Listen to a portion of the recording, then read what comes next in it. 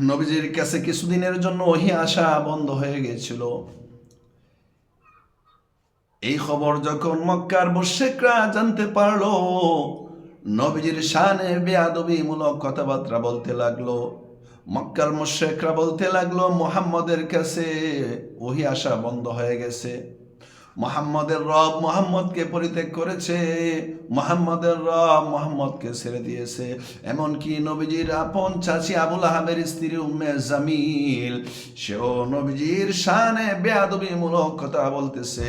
সে বলতেছে, মুহাম্মদের কাছে যে শয়তান আসতো, ওই শয়তানটাও আসা বন্ধ করে দিয়েছে। আল্লাহ রাব্বুল আলামিন নবীজিকে সরাসরি সান্ত্বনা দিতেছেন। সান্ত্বনা দিয়ে আল্লাহ তাআলা সূরাতুদ দুহার মাধ্যমে বেঈমান কাফের মুশরিকদের জবাব দিতেছেন। আল্লাহ তাআলা বলেন, ওয়াদ-দুহা ওয়াল-লাইলি ইযা সাজা মা ওয়াদ্দা'আকা রাব্বুকা ওয়া মা ক্বালা। আল্লাহ তাআলা বলেন, ওয়াদ-দুহা, শপথ সকাল বেলার আলোর, ওয়াল-লাইলি ইযা সাজা, শপথ রাত্রির যখন তা গভীর অন্ধকারে ঢেলে যায়।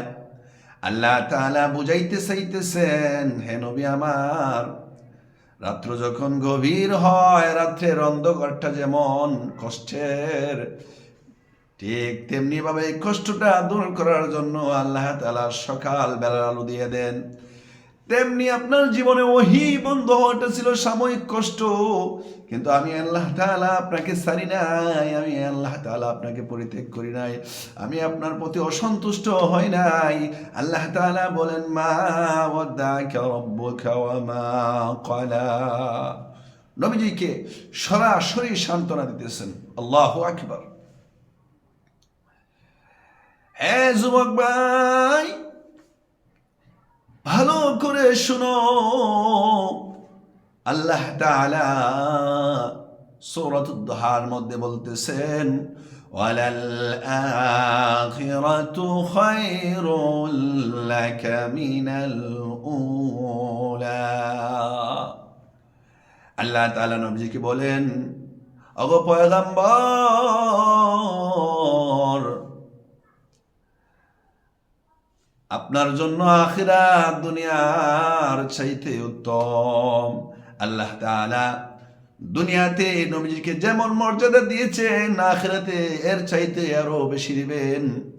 আল্লাহ তাআলা নবীজিকে আখিরাতে জান্নাতের মালিক বানাইবেন, মাকামে মাহমুদ দান করবেন, শাফাত দান করবেন, শাফাতের অধিকার নবীজিকে দান করবেন, হাউজে কাউসার দান করবেন। নবীর সম্মান আল্লাহ তাআলা আখিরাতে আরো বাড়িয়ে দিবেন। এজন্য আল্লাহ তাআলা বলেন, ওয়ালাল আখিরাতু খায়রুল লাকা মিনাল উলা। হে নবী, আখিরাতে আপনার মান মর্যাদা শান শওকত আমি আল্লাহ তাআলা আরো বাড়িয়ে দেব।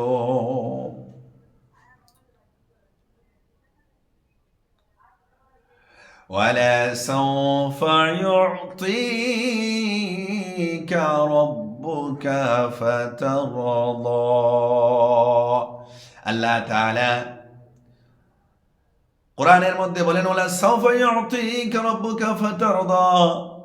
হে নবী আমার, আপনাকে আমি এমন দান করব, আপনি সন্তুষ্ট হয়ে যাবেন।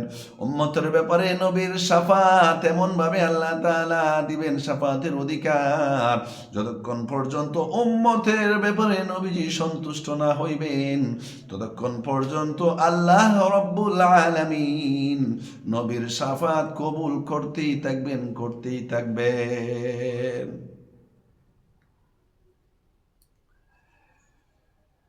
আল্লাহ পাক রব্বুল আলামিন বিশ্ব নবী রাহমাতুল লিল আলামিনকে শাফাতের অধিকার দিবেন। প্রত্যেক নবীরা হাসরের ময়দানে ইয়া নাফসি করতে থাকবে, কিন্তু আল্লাহর নবী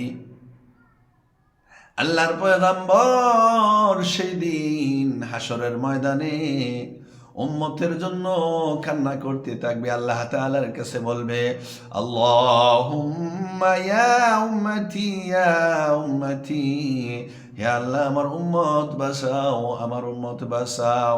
আল্লাহ তাআলা দুনিয়াতে প্রত্যেক নবীকে একটা দোয়া কবুলের সুযোগ দিয়েছিলেন। যেই নবী যে দোয়া করেছেন, আল্লাহ তাআলা একটা দোয়া দুনিয়াতে কবুল করেছেন, কিন্তু প্রত্যেক নবীরাই দুনিয়াতে তাদের দোয়া কবুল করিয়ে ফেলেছে, দুনিয়াতেই তাদের দোয়া শেষ করে দিয়েছে। কিন্তু আপনার আমার পয়গম্বর নবী দুজাহান সরদারে আলম কুল কায়নাতের সরদার আল্লাহর পয়গম্বর, ওনার এই দোয়াটা আখিরাতের জন্য রেখে দিয়েছে।